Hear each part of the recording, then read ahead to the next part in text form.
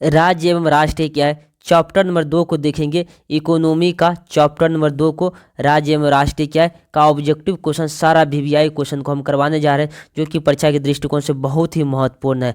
चलिए तो स्टार्ट करते हैं, इन सब क्वेश्चन को जरा सा देखने का प्रयास कीजिए।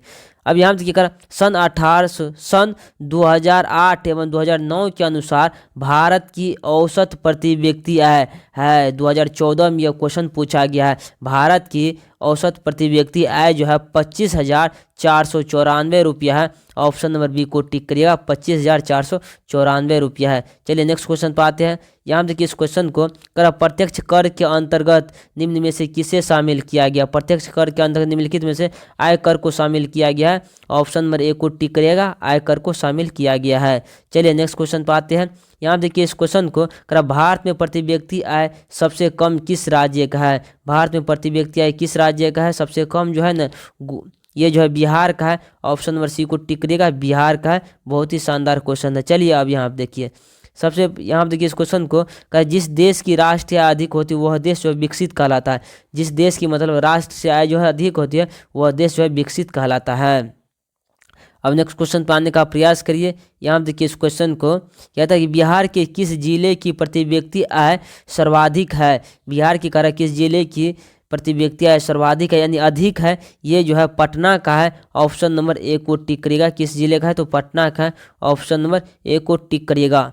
चलिए नेक्स्ट क्वेश्चन पर आइए। कहता है कि भारत में वित्तीय वर्ष होता है। भारत में वित्तीय वर्ष 1 अप्रैल से 31 मार्च तक होता है। ऑप्शन नंबर सी को टिक करिएगा, 1 अप्रैल से 31 मार्च तक होता है। ऑप्शन नंबर सी को टिक करिएगा। चलिए यहाँ देखिए इस क्वेश्चन को जरा सा क्या निम्नलिखित में से कौन हमारे रहन सहन के स्तर को प्रभावित करता है। हमारे रहन सहन को स्तर को प्रभावित करता है, प्रति व्यक्ति आय करता है। ऑप्शन नंबर सी को टिक करिएगा, कौन करता है, प्रति व्यक्ति आय करता है। चलिए नेक्स्ट क्वेश्चन पाने का प्रयास करिए। इस क्वेश्चन को देखिएगा, भारत में राष्ट्रीय आय की गणना कौन करता है। भारत में राष्ट्रीय आय की गणना करता है केंद्रीय सांख्यिकी संगठन करता है। ऑप्शन नंबर ए को टिक करिएगा, केंद्रीय सांख्यिकी संगठन करता है। चलिए नेक्स्ट क्वेश्चन पे आइए। अब यहाँ देखिए इस क्वेश्चन को कह रहा है केंद्रीय सांख्यिकी संगठन की स्थापना कब हुई। कह रहा है केंद्रीय सांख्यिकी संगठन की स्थापना कब हुई। ये जो हुआ था 1954 ईस्वी में हुआ था। ऑप्शन नंबर बी को टिक करिएगा, 1954 ईस्वी में हुआ था। चलिए नेक्स्ट क्वेश्चन पाने का प्रयास करिए। करा विकसित देशों की आय में वृद्धि के लिए किस पद का उपयोग होता है। करा विकसित देशों की आय में वृद्धि के लिए किस पद का उपयोग होता है। ये जो होता है आर्थिक वृद्धि का होता है। ऑप्शन नंबर बी को टिक करिएगा, आर्थिक वृद्धि का होता है। चलिए नेक्स्ट क्वेश्चन पाने का प्रयास करिए। अब यहाँ देखिए इस क्वेश्चन को करा भारत की राष्ट्रीय आय का सर्वप्रथम अनुमान किसने लगाया। भारत की राष्ट्रीय आय का सर्वप्रथम अनुमान जो लगाया था दादा भाई नौरोजी ने लगाया था। ऑप्शन नंबर डी को टिक करिएगा, दादा भाई नौरोजी ने लगाया था। अब यहाँ देखिए इस क्वेश्चन को जरा सा करा गरीबी के कुचक्र की धारणा किसने दी। गरीबी के कुचक्र की धारणा जो दिया था रेगनर नरक्स ने दिया था। ऑप्शन नंबर डी को टिक करिएगा, रेगनर नरक्स ने दिया था। ऑप्शन नंबर डी को टिक करिएगा। चलिए यहाँ देखिए इस क्वेश्चन को जरा सा कहता है कि भारत की सर्वाधिक प्रति व्यक्ति आय वाला राज्य कौन सा है। कौन सा, ये जो है गोवा है, प्रति व्यक्ति वाला है, सर्वाधिक गोवा है। ऑप्शन नंबर बी को टिक करिएगा, कौन सा है तो गोवा है। चलिए नेक्स्ट क्वेश्चन पाने का प्रयास करते हैं। यहाँ देखिए इस क्वेश्चन को जरा सा कहता है कि वर्ष भर में किसी देश में अर्जित आय की कुल मात्रा को क्या कहते हैं। कह वर्ष भर में किसी देश में अर्जित आय की कुल मात्रा को कहते हैं राष्ट्रीय आय कहते हैं। ऑप्शन नंबर सी को टिक करिएगा, क्या कहते हैं, राष्ट्रीय आय कहते हैं। ऑप्शन नंबर सी को टिक करिएगा। चलिए यहाँ देखिए इस क्वेश्चन को गरीबी रेखा निर्धारण हेतु ग्रामीण क्षेत्रों के लिए प्रति व्यक्ति प्रतिदिन न्यूनतम कितनी कैलोरी निर्धारित की गई है। कितनी कैलोरी निर्धारित किया गया है, तो ये जो किया गया 2400 कैलोरी निर्धारित किया गया। ऑप्शन नंबर सी को टिक करिएगा, 2400 कैलोरी निर्धारित किया गया है। अब यहाँ देखिए इस क्वेश्चन को करा poverty and un British rule in India नामक पुस्तक किसने लिखी थी। ये लिखा था दादा भाई नौरोजी ने लिखा था। ऑप्शन नंबर बी को टिक करेगा, दादा भाई नौरोजी ने लिखा था।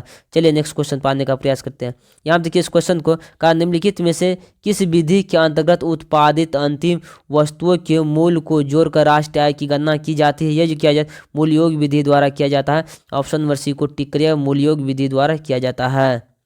अब यहाँ देखिए इस क्वेश्चन को जरा सा कहता है भूमि का परिश्रमिक क्या कहलाता है। भूमि का परिश्रमिक कहलाता है लगान कहलाता है।